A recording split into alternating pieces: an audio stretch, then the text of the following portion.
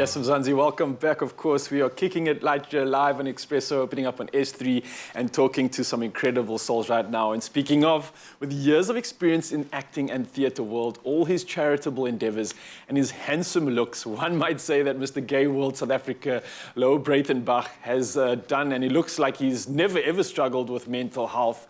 However, though, mental issues affect most, if not all of us. And Louw uses his platform to educate all of us so we know how to keep our mental health intact.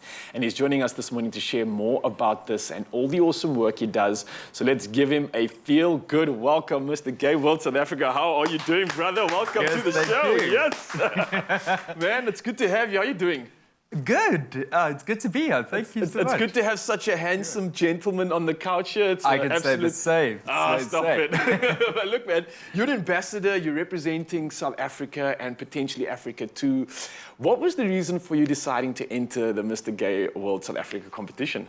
I think the biggest thing, and I've said this right through from the audition side of it, is that my reason for entering was to gain a bigger platform for my charities. It's something I've been doing for the past 8 years, and it really is something where I know the scope is that much bigger than just being a cover boy. And I really wanted to make a difference in the LGBTIQ plus community, to move away from the stigmatization of just the pretty boy look, but maybe pretty boys that actually do something to make the world a little bit brighter. I like that. It's showcasing the full package, and there's more depth to it. And also at the same time, I think just educating a lot of us that need it right now and need to understand the perception. But not only that, I mean, it's a big stage. It's a lot of pressure, and there's a lot of, let's say, eyes on you in that space. And you are someone that I absolutely love the fact that you openly are discussing and talking about mental health and the issues you're going through. And it's something you identified at a very young age, right? Yeah. What has this opportunity been like, having that issue, dealing with it, speaking about it, but at the same time, how's that journey been, especially going through and going onto such a big stage like this? How do you deal? I think it's such a wonderful opportunity to be on such a big stage and talk about things that actually matter. I don't think there's anyone after COVID who came away unscathed and can say, oh, my mental health is amazing. Yeah. But the same way that we would go to gym or look at what we eat, we have that obligation to look after our mental health. As you said, from a very young age, I was first diagnosed at 12, went to my first therapist at 10, and currently have, well, hopefully not anymore, but currently have 7 mental health disorders that I function with, from PTSD to body dysmorphia and anxiety, depression, textile defensiveness, and all those things combined can make that you feel very alone in the world. This is just me stepping out onto a global stage saying, you guys aren't alone. There's a voice that has your back and that understands. And if you do feel alone and you do get those thoughts that take you to that darker place, to say there's a light at the end of that tunnel, and we're going to walk through this together. Man, that's incredible. I mean, seeing what you've done, what you're currently doing, and what you're planning to do as well, and while all at the same time dealing with all of this, it's honestly inspirational. I'm not going to lie. And on top of that, I mean, it's crazy to think that you are someone you're an actor, you're a writer, you're an entertainer, you've been in theatre, you've published a book as well. Doing all of these, what many people would think is a position that puts you in so much anxiety and puts so much pressure on you, not necessarily a healthy space, but yet you're dealing so well. What's your reason for doing that, number one? And then at the same time, you seem to be using these skills to kind of pay it forward to the youth as well, right? That's it. There's a quote that says, the bravest thing I ever did was to survive myself.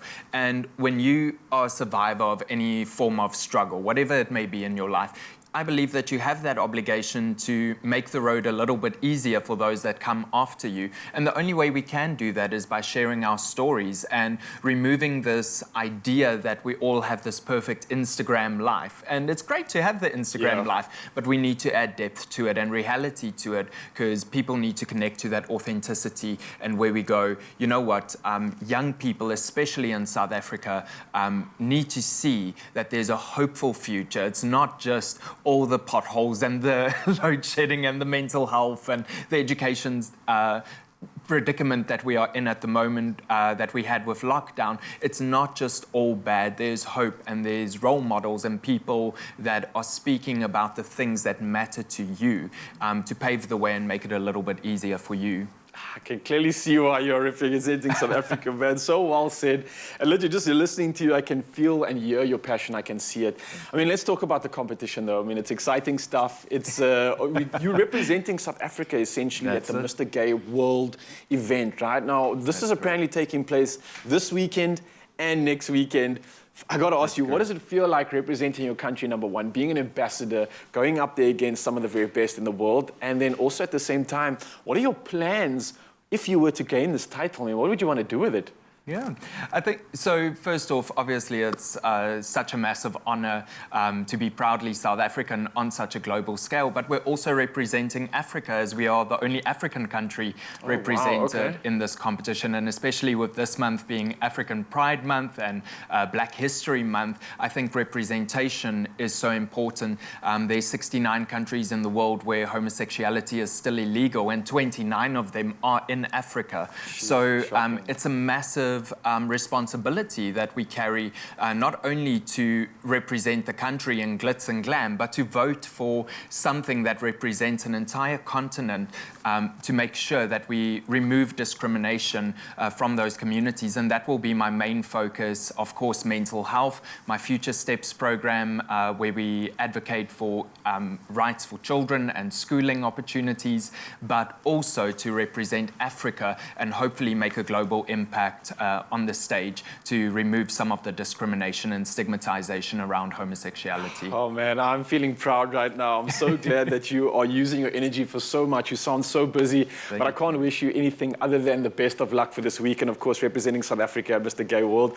I'm excited. I remember this name, everybody. Louw Breytenbach is going to be representing South Africa and the rest of Africa. It's such an important cause right now, and it's something that we all need. And man, I can't thank you enough, and I'm wishing you the best of luck. Thank you so much. Thank you for the opportunity.